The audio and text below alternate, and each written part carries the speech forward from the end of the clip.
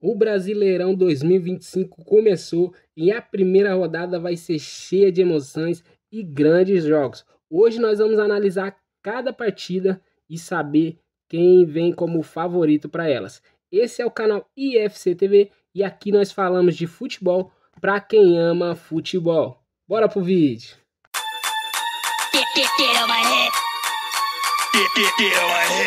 Flamengo e Internacional. Reza a lenda aí que são os dois favoritos ao título aí do Brasileirão desse ano, né? Vamos ver se é isso mesmo. Vamos trazer uma análise aqui, né? O jogo vai acontecer no dia 29/3, às 8 horas, às 20 horas, tá? No estádio do Maracanã, é isso mesmo, lá no Maraca, né? Flamengo chega ao Campeonato Brasileiro, né, de 2025 como um dos grandes favoritos aí ao título, né? A combinação das conquistas recentes aí de um elenco poderoso, né, coloca o time aí em uma posição privilegiada, né? Então vocês já vão entender por quê, né? No desempenho geral aí, né, da temporada, o Flamengo fez 17 partidas, ganhou 11 dessas partidas, empatou 4 e perdeu apenas 2. Um aproveitamento aí de 73%, que é excelente para o Flamengo e reflete a força do Flamengo, né? No Carioca, apesar de um início irregular ali, né, o Flamengo mostrou sua capacidade de reação e consistência ao se recuperar e conquistar o título, né? Na Supercopa, a vitória demonstra que o time tem fôlego, né, para decidir competições importantes, que é um time recheado, né? E ainda nos amistosos aí, embora empatou aí, né, contra o São Paulo no começo da temporada, né, não interferiu em nada, né? Principalmente esses jogos que servem para testes, né? Os pontos fortes aí, né, que o Flamengo vem aí de conquistas recentes, né, um título aí na Copa do Brasil, somado ao Campeonato Carioca agora, Supercopa do Brasil também, né, isso vai sustentando a confiança do time, né, do elenco e do técnico. Um Flamengo vencedor é um Flamengo perigoso, né, então um elenco experiente, um elenco qualificado, um Flamengo continua com um elenco estrelado e recheado de jogadores que performam alto nível, né, que garante qualidade técnica e tática, né, tem um poder de reação, né? A recuperação aí no estadual demonstra a resiliência e a capacidade de ajustar a equipe em momentos de dificuldade, o que é vital em uma competição longa e desafiadora como é o Brasileirão, né? Então ter um elenco de qualidade é muito importante, né? Mas é claro, a gente tem que sempre se atentar, que nem o caso das oscilações iniciais, né? Embora o time tenha se recuperado ali, né? Foi um início volátil, evidenciando aí um certo momento, né? Que o Flamengo teve um ápice ali de desempenho, né? Intensidade ali nas competições, né? A pressão de disputar múltiplos campeonatos também em alto nível, né? Brasileirão, Libertadores e competições nacionais, né? Pode exigir um rodízio efetivo para manter o elenco aí e ele tem que estar sempre em boa forma. Então, esses são os pontos aí que o Flamengo tem que se atentar. O Flamengo chega como um favorito ao Brasileirão, com chances reais de conquistar o título. A combinação de um elenco qualificado, conquistas recentes, resiliência, coloca o time numa posição de destaque. No entanto, será crucial manter a consistência e evitar oscilações, especialmente em jogos fora de casa ou contra adversários diretos, né? Então, no geral aí, vai ser bem difícil aí bater o Flamengo, né? Impor aí alguma coisa contra o Flamengo, né? Já o Internacional, né? O Internacional aí chega para a temporada com um desempenho promissor e consistente, né? A sequência aí de 13 jogos com apenas uma derrota e um amistoso contra a seleção do México no começo da temporada, demonstrando uma equipe sólida e bem organizada, né? O título estadual do Gauchão conquistado de forma invicta após um amistoso, né? Então reforça a confiança e o entrosamento ali do elenco. Então isso é muito importante aí no Internacional, né? A melhora significativa aí no final da temporada, né, passada, que garantiu uma vaga na Libertadores, é um indicativo de que o time está em ascensão, né? Está em evolução. Aliado ao desempenho atual, sugere que o Internacional está em um momento de estabilidade, né, e crescimento ali, o que é crucial para disputar títulos importantes principalmente, né? Além disso, o fato de terem mantido uma defesa sólida e um ataque eficiente ao longo do gauchão, né, mostra que o time tem um equilíbrio entre os setores, né? Essa é característica essencial para evitar adversários mais fortes ali em competições como a Libertadores, né? Então, com base aí nesses dados aí, o Internacional parece, né, estar bem preparado a brigar forte aí pelo título, tanto no cenário nacional quanto no cenário internacional, né? A continuidade do bom trabalho e a manutenção do foco vão ser determinantes aí para alcançar objetivos, né? Você acha que o Internacional aí, ele tem chance aí de conquistar algum título esse ano, seja Brasileirão, Copa do Brasil ou Libertadores, tá? Mas voltando aí para finalizar, quem chega como favorito aí para essa partida, né? O Flamengo chega como favorito aí para um confronto aí no Maracanã contra o Internacional, né? Considerando alguns fatores, né? Fator histórico, né? Principalmente a questão do Maracanã, o Flamengo tem um retrospecto positivo jogando em casa, né? O Internacional no último confronto entre os dois aí no Maracanã, o Flamengo venceu por 3-2, né? E o Flamengo conquistou o bicampeonato carioca recentemente, tem um elenco forte, com jogadores retornando de lesão e prontos para contribuir, né? Então, jogar no Maracanã com o apoio da torcida rubro-negra é um fator que frequentemente impulsiona o Flamengo a desempenhar sempre um bom futebol. Por outro lado, também o Internacional também está em excelente forma, invicto na temporada e embalado pelo título do Gauchão também. Isso pode tornar um confronto bem equilibrado e emocionante. O que você acha aí? O Internacional pode surpreender aí, quebrar essa desvantagem do Flamengo, ou o Flamengo já está no papo aí esse jogo aí, né? Então, pessoal, já quero pedir para você novamente, se você tá gostando do nosso conteúdo, se inscreve no nosso canal aí para tá dando uma força para nós, tá? É de graça e é só apertar o botãozinho vermelho aí de se inscrever, tá? Então, continuando aqui, agora a gente vai pro sétimo jogo, outro jogo que vai pegar fogo. Palmeiras e Botafogo. Vamos lá, Palmeiras e Botafogo. O jogo vai acontecer no dia 30, né? Às 15 horas, vai ser no Allianz Parque, ou seja, mando de campo do Palmeiras, tá? O Palmeiras chega ao Brasileirão aí com uma combinação de fatores que o posicionam aí como um dos favoritos ao título também, né? Os principais aspectos disso, né? O desempenho aí no Campeonato Paulista, né? Com a campanha sólida de 15 jogos, 8 vitórias, 5 empates e apenas 2 derrotas, né? O Palmeiras demonstrou consistência e capacidade de competir aí em alto nível. Apesar de estar no placar agregado ali contra o Corinthians da final, o Verdão mostra sua força aí ao chegar a essa final, né? O que evidencia aí sua competitividade, né? E resiliência aí também. Essa experiência em jogos aí decisivos, né? Pode ser um diferencial aí importante aí pro Palmeiras aí no Brasileirão, né? Então essa qualidade aí do elenco, né? O Palmeiras conta com um elenco aí de qualidade, né? Reforçado aí com jogadores que têm sido convocados diretamente para seleções nacionais, né? Isso não é apenas um destaque só para o elenco individual, né? Mas também para o elenco em coletivo no geral. Mas também a capacidade do clube é boa também em desenvolver e atrair jogadores de alto nível, né? Principalmente a base sólida com jovens promessas como Estevão e Hendrick e outros que já atuaram no profissional, né? É um triunfo para manter esse desempenho ao longo das competições, né? Como o Brasileirão. E sempre há uma expectativa, né?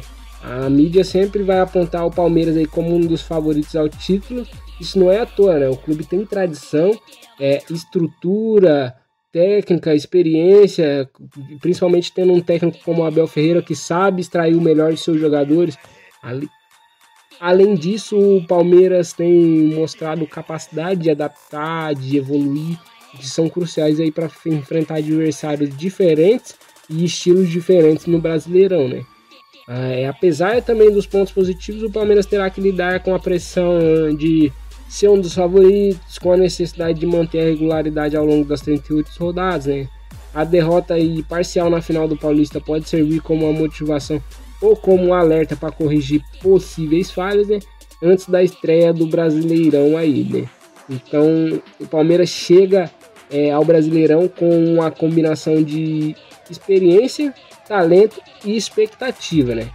Altas ainda por sinal. Se conseguir transformar essa pressão em motivação e manter a consistência, apesar de algumas apresentações no Paulista, o Verdão tem chance de brigar pelo título e conciliar a sua posição como um dos maiores clubes aí do Brasil, né? Como você vê, as chances do Palmeiras nesse Brasileirão aí são fortes, né? O Botafogo chega ao campeonato aí, né? Um cenário desafiador, mas também com potencial aí para surpreender novamente, né? vamos analisar o principal aí, né? O Botafogo, que foi o campeão da edição passada, né? Então vem para defender o título, que é sempre mais difícil, né? O Botafogo aí teve uma campanha irregular aí no Campeonato Carioca, né?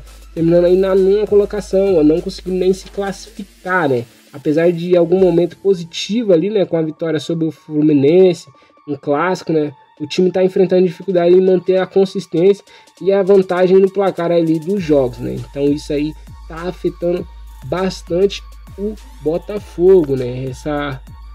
Esse ajuste que tá fazendo no elenco, né? Vendeu muitas peças, né?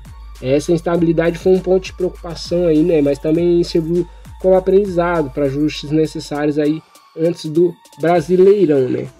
A preparação aí da pré-temporada foi marcada aí por altos e baixos, né? O clube perdeu competições como a Recopa Sul-Americana, Supercopa do Brasil, mas utilizou esse período aí para testar várias variações táticas, integrar novos jogadores ali ao elenco, né? Então essa pré-temporada aí foi importante, né? O técnico Renato Paiva, recém-chegado, tem trabalho para implementar, né? Sua filosofia ali de jogo, estilo, corrigir algumas áreas observadas ali no início, né?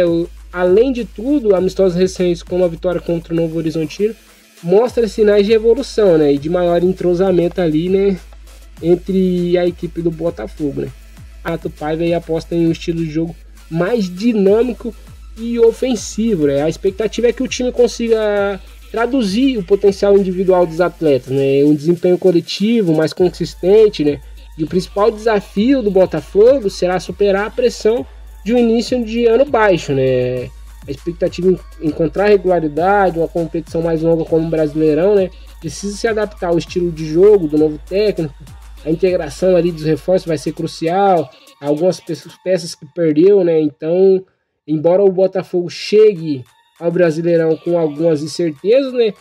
Há sinais de que o time está no caminho certo aí para se tornar mais competitivo. Se conseguir consolidar as melhorias observadas aí, né, na pré-temporada e manter a consistência ao longo do Campeonato Brasileiro, o clube pode surpreender e brigar por posições importantes e até pelo título aí, para defender o título, né?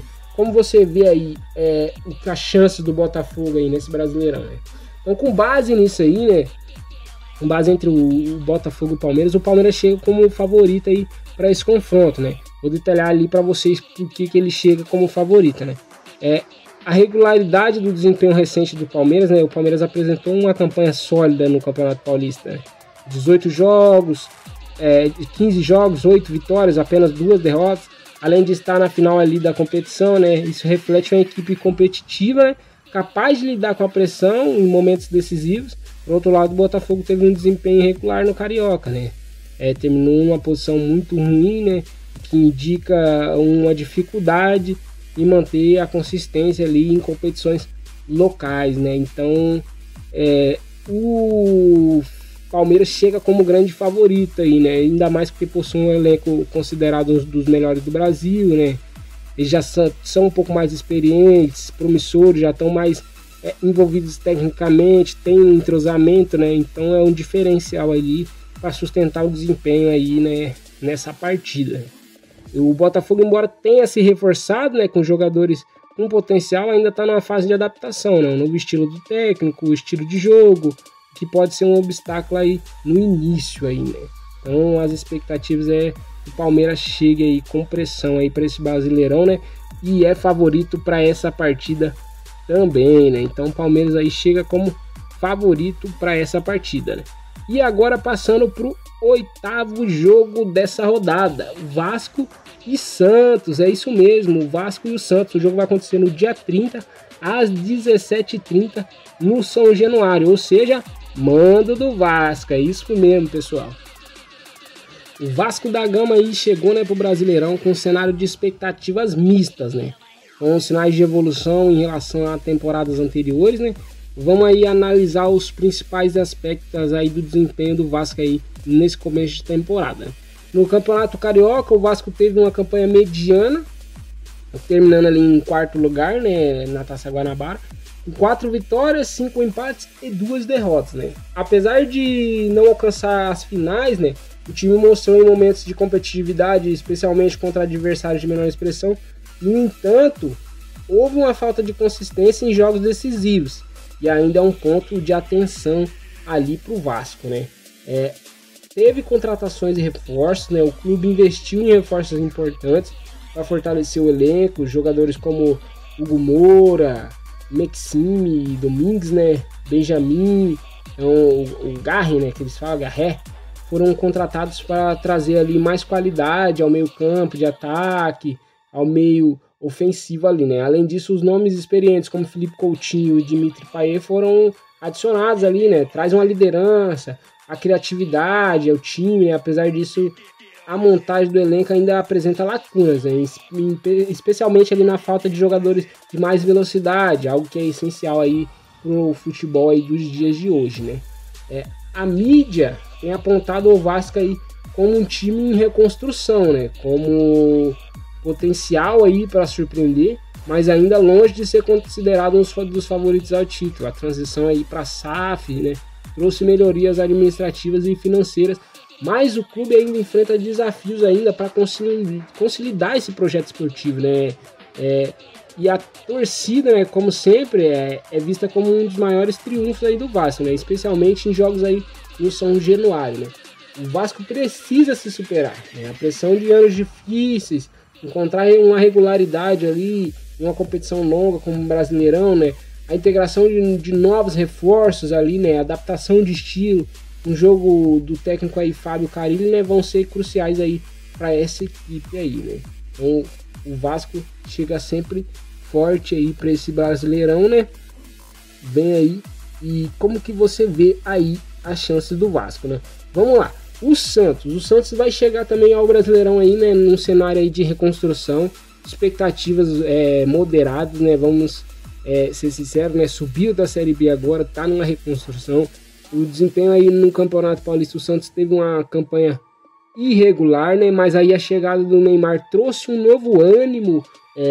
Em 7 partidas ele disputadas, ele marcou 3 gols, deu 3 assistências, mostrando que mesmo após lesões, né, recentes, ainda é um jogador decisivo, né? Sua presença em campo já começou a mudar a dinâmica do time, passou a ser mais competitivo, mais confiante, tudo isso aí a partir da chegada do Neymar, né? O impacto técnico, que Neymar é um jogador que pode desequilibrar as partidas, né? Com sua habilidade individual, visão de jogo e capacidade ali de finalização, né? Ele não apenas eleva o nível técnico do elenco, mas também atrai a atenção dos adversários, né? Criando espaços ali para os outros jogadores poder jogar na sua experiência ali, né? Ele tá sempre em competições de alto nível ali, tanto no Brasil quanto na Europa, né? É um diferencial, né? O jogador que pode ajudar o Santos a enfrentar esses desafios aí no Brasileirão, né? O Santos também fez outras contratações, né? O clube investiu em reforços importantes, como Benjamin Rollicher, né? O Zé Rafael, né, que trazem uma qualidade ali ao meio campo ali também, né? O principal desafio ali do Santos será encontrar uma regularidade, né, em uma competição longa como o Brasileirão, né? A adaptação ali dos reforços, né, a implementação de um estilo de jogo mais competitivo vão ser crucial para o sucesso do time, né? Aquele básico, né? Montar um time ali em volta do Neymar, né? Apesar dos benefícios ali do Santos, precisa gerenciar bem essa dependência ali do Neymar, né? O jogador tem um histórico de lesões, o clube deve garantir que ele esteja fisicamente sempre preparado para suportar a longa temporada do Brasileirão, né? Além disso, é importante que o restante do elenco também assuma a responsabilidade, para que o time não dependa exclusivamente do seu craque, né? Então o Santos precisa ajustar tudo isso aí, né? Uma conclusão: com o Neymar, o Santos ganha um diferencial técnico e tático, e emocional também, que pode transformar ali a sua campanha no Brasileirão. Se o clube conseguir alinhar o talento do jogador com uma estratégia coletiva eficaz, tem potencial para brigar por posições importantes, até mesmo surpreender aí na competição, tá? Então é sincera aí essa análise ali.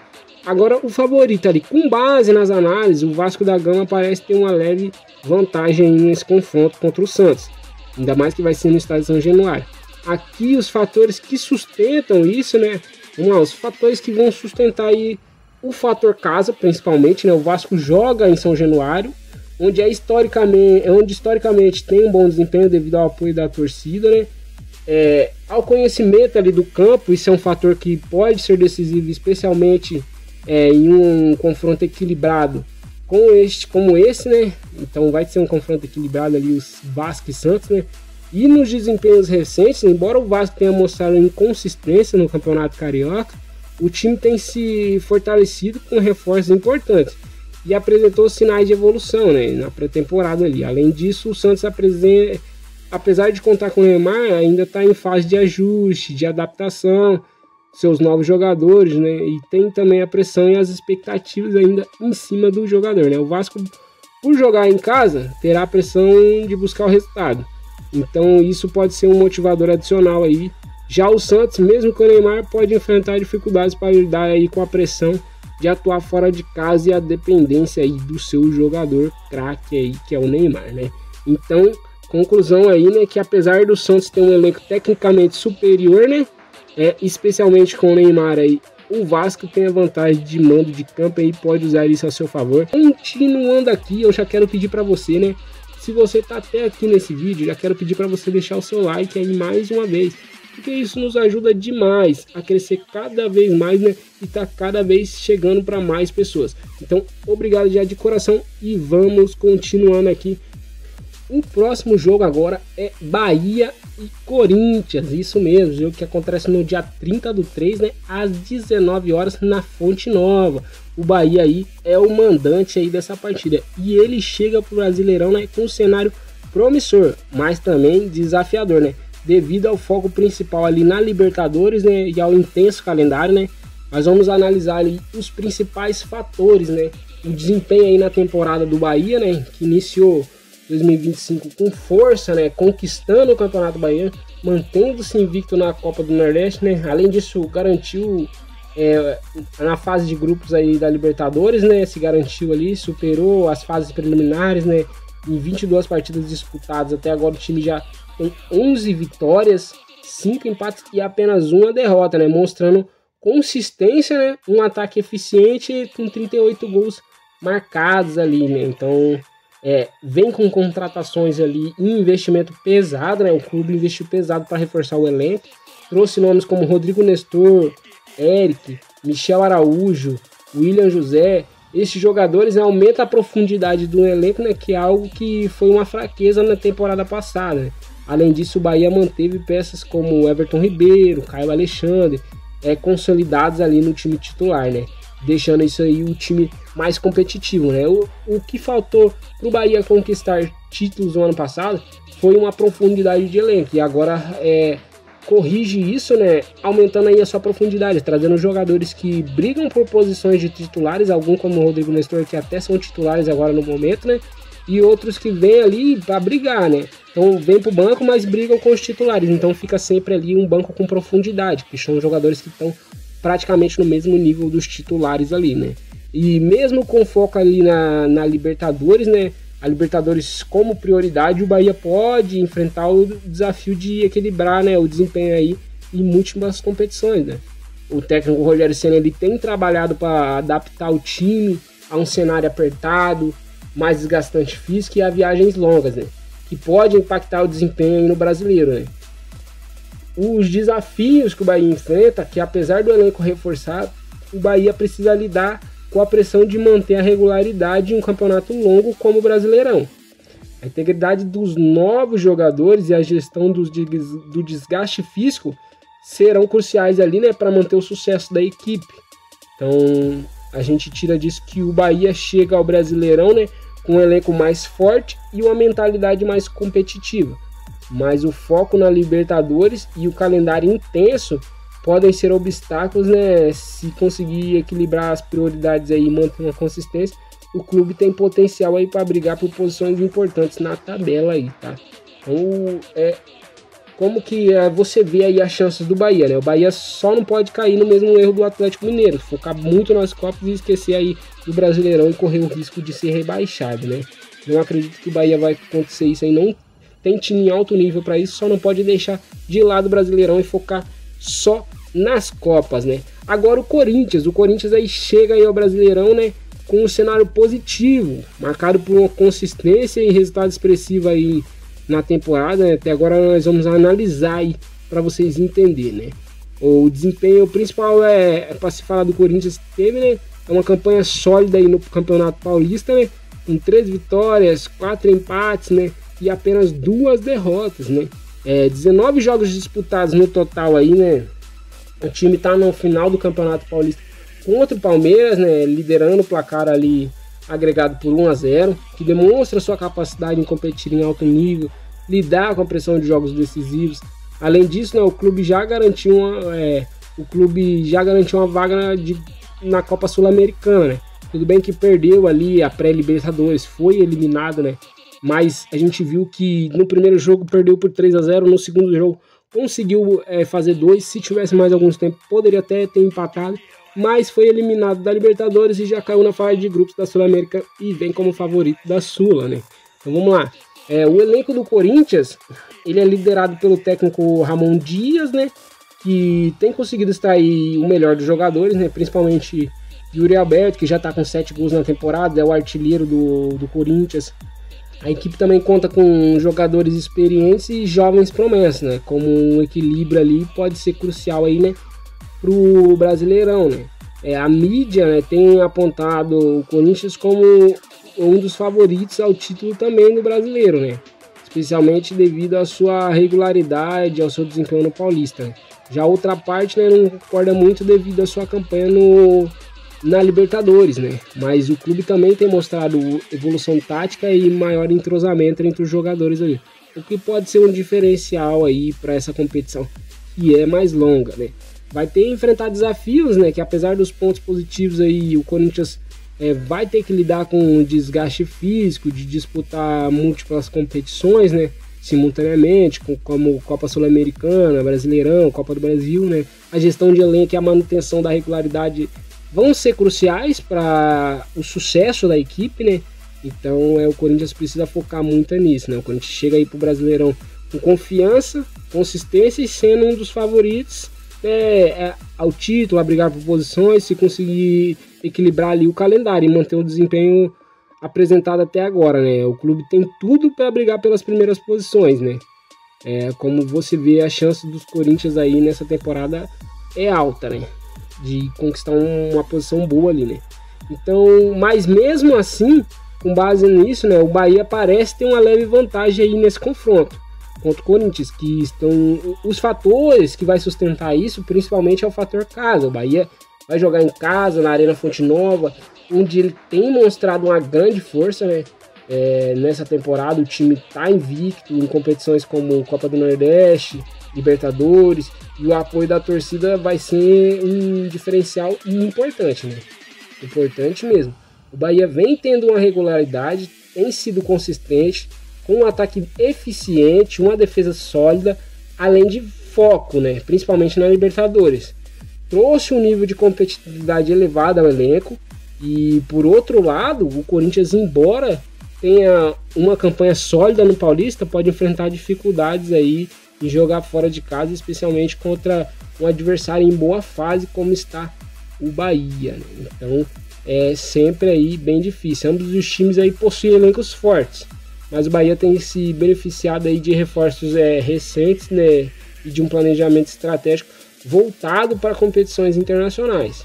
Então, para a gente concluir, embora o Corinthians seja um adversário difícil, o Bahia tem vantagem do mando de campo e a regularidade ali apresentada até agora, e isso coloca o Bahia como favorito aí para esse confronto. Nós temos que escolher alguém e nesse daí nós escolhemos o Bahia aí, né? Especialmente se conseguir manter o nível de desempenho mostrado aí nas últimas partidas. O que você acha aí dessa análise aí? Sei que o pessoal aí da torcida do Corinthians vai ficar de cara comigo, mas na próxima talvez eu escolha aí o Coringão aí, pessoal, beleza? Aqui o negócio é imparcial, tá?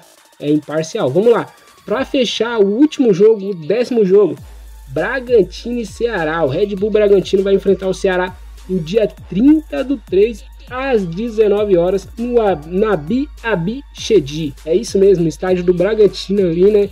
O Bragantino que chega aí ao Brasileirão aí com um cenário de reconstrução, né? Ambições moderadas, buscando consolidar sua posição ali na elite do futebol brasileiro novamente, né? Vamos analisar aí como que chega o Bragantino, né? No Campeonato Paulista, o Bragantino teve uma campanha mediana, classificando-se em segundo lugar no grupo, com 5 vitórias, 2 empates e 5 derrotas. Apesar de alcançar as quartas de finais, foi eliminado pelo Santos em um confronto equilibrado, né? Na Copa do Brasil, o time avançou aí para a terceira fase, após superar adversário como o Souza, né? E o São José, mostrando resiliência, né, em jogos eliminatórios ali. Então, ponto positivo aí o Bragantino, que fez contratações. O clube adotou uma estratégia de equilíbrio, né, entre jovens promessas e jogadores mais experientes, né, entre reforços. Ali se destaca o Isidro Pita, Lucas Barbosa, o Guzman Rodrigues, né, que chegam para fortalecer o ataque, né, e a defesa. A abordagem reflete o modelo de gestão, né, do Bragantino, né, que busca desenvolver talentos enquanto mantém a competitividade, né? O foco do Bragantino sempre foi mais esse, né? O que acontece? O Bragantino, ele é um time que ele não é focado em ser campeão do campeonato. Ele é focado em se manter sempre na primeira divisão e revelar jogadores para vender. Entendeu? O Bragantino é mais foco em empresa, tá? Então, o modelo de jogo, né? Sob o comando ali do Fernando Seabra, né, o Bragantino tem trabalhado para interpretar um estilo de jogo mais dinâmico, ofensivo, um esquema tático de base tem sido sempre o 4-3-3, né? O foco na saída de bola, sustentada ali, na exploração dos corredores laterais. No entanto, a equipe ainda enfrenta desafios para encontrar uma consistência, né, em sua execução ali, né? Principalmente o principal desafio do Bragantino aí, eu acho que vai ser superar a irregularidade apresentada no Paulista aí, né? E manter uma regularidade ao longo do campeonato. E ainda mais em um campeonato extenso como o Brasileirão, a integração ali de novos reforços e a adaptação do estilo de jogo do técnico vai ser crucial ali para a equipe, né? Então, para o Bragantino aí chegar bem, né? O Bragantino chega ao Brasileirão com um elenco reforçado, um projeto esportivo sólido, mas ainda em uma fase de ajuste. Se conseguir aliar o potencial dos novos jogadores com uma estratégia eficaz, o clube pode brigar por posições intermediárias e até sonhar com vagas em competições internacionais, né? Principalmente aí na Sul-Americana. Como você vê a chance aí do Bragantino aí nessa temporada aí, né? Então, passando do Bragantino, a gente chega no Ceará, né? O Vozão aí de volta à Série A, né? Chegou aí num cenário de reconstrução, né? Vindo da Série B, né?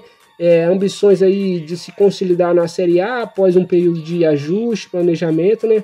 Então a gente tem os principais fatores aí do Ceará, né? O desempenho na temporada, né? O Ceará teve uma campanha sólida no Campeonato Cearense, conquistando o título, né, de forma invicta, o que demonstra sua força regional na Copa do Nordeste. O time avançou até as semifinais, mostrando competitividade contra um adversário maior, né, de expressão, né? No entanto, na Copa do Brasil, né, aí a equipe foi eliminada precocemente, o que evidenciou ali em algumas fragilidades, né? Em jogos maiores, de maior expressão, a gente notou essa fragilidade aí, né, do Ceará, né? Mas com as contratações, o clube investiu ali em reforços pontuais para fortalecer o elenco, como o jogador Luiz Otávio, Lucas Mugni, Eric Pulga. Então eles permanecem ali como pilares aí da equipe, né? Enquanto nomes novos como os atacantes Saulo Mineiro e o Meia Lourenço foram contratados, né? Para trazer mais equilíbrio e profundidade ao elenco. A diretoria também priorizou a manutenção de jovens promessas e atletas experientes, buscando, né, equilíbrio ali entre a juventude e a maturidade, né? Então a gente vê, né, sob o comando ali do Léo Condé, né, que renovou aí para 2025, o Ceará tem adotado um estilo de jogo mais equilibrado, com foco em solidez ali na defesa, transições rápidas. O técnico tem trabalhado para corrigir as falhas observadas na temporada passada, né, e implementar um esquema tático que dê potencial para o elenco, né? Então, o principal desafio do Ceará é se manter numa regularidade ali no campeonato longo e competitivo, como o Brasileirão, na integração ali dos novos reforços, adaptação ao estilo de jogo do técnico, que vão ser cruciais ali, para o sucesso da equipe. Além disso, o clube precisa lidar com a pressão da torcida, que espera uma campanha sólida após os investimentos realizados ali. Então o Ceará chega ao Brasileirão com um elenco reforçado, um técnico experiente, mas ainda em fase de ajuste. Se conseguir alinhar o potencial dos jogadores com a estratégia eficaz, o clube tem condições, né, de brigar por posições ali intermediárias e até sonhar ali com a vaga em uma competição continental como a Sul-Americana. Então o Ceará aí também tem chances aí se conseguir fazer todos esses ajustes. O que você acha aí? Será que o Ceará tem alguma chance aí de se dar bem, né? E com base nisso, né, o Ceará aí surge como um favorito aí para esse confronto contra o Red Bull Bragantino, né? É verdade, pessoal. Um dos fatores que sustenta essa avaliação é a regularidade e o desempenho recente. O Ceará teve um começo de temporada mais sólido, conquistando o título do campeonato de forma invicta, avançando às semifinais da competição da Copa do Nordeste, né? E isso é um desempenho que demonstra maior consistência, uma confiança em jogos decisivos. Por outro lado, o Bragantino teve uma campanha mediana, né, no Campeonato Paulista, sendo eliminado nas quartas de finais e ainda buscando estabilidade, né, no elenco ali, né? O elenco de experiência ali, né? O Ceará conta com jogadores experientes, como Luiz Otávio, Lucas Mugni, e além dos novos que chegaram, né? Então, eles estão começando a mostrar um impacto positivo, né, sobre o comando ali do Léo Condé, do time. Então, o Ceará chega ali ligeiramente com favoritismo contra o Bragantino. E como eu disse, a gente não vai ficar correr da raia, não vai escolher empate em nenhum jogo, vamos sempre escolher um vencedor aqui, mesmo que no final dê empate. Se der empate, fica um ponto para vitória, um ponto para derrota, mas a gente vai escolher um time aqui, e a gente escolheu aí que o Ceará chega aí como favorito aí para essa partida, né? Levando em conta, lógico, o desempenho mais consistente do Ceará na temporada, sua maior capacidade de decisões ali em jogos difíceis, o clube chega como um favorito sim para esse confronto, né? No entanto, o Bragantino pode surpreender, especialmente se conseguir explorar bem o fator casa, né? Ultimamente não tem explorado tanto. O que você acha aí, né? Você acha que o Bragantino tem chance de surpreender aí, né? Então, pessoal, desde já eu já quero pedir para você deixar o like nesse vídeo aí, você que tá gostando do nosso conteúdo aí, que viu nossa análise aí, né, completa aí de cada partida, deixa o like aí que nos ajuda demais, né? Então, pra gente finalizar aí, pessoal, esse foi um vídeo aí que eu trouxe fazendo a análise aí da rodada, jogo a jogo, né?